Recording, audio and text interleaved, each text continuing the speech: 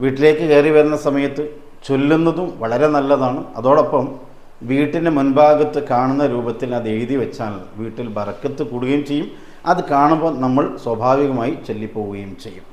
അതിന് പറ്റിയ ചെറിയ ഒരായത്ത്, ആയത്തിൻ്റെ കുറഞ്ഞ ഭാഗം മാത്രം, സൂറത്തുൽ കഹ്ഫിലെ 39-ാമത്തെ ആയത്തിൻ്റെ ശകലമാണ് എഴുതി വെക്കേണ്ടത്. മഹാനായ ഇമാം മുസ്ലിം റളിയല്ലാഹു തആല അൻഹു അവിടുത്തെ സഹീഹ് മുസ്ലിമിൽ 2704-ാമത്തെ ഹദീസായി രേഖപ്പെടുത്തി വെച്ചതും കാണാം.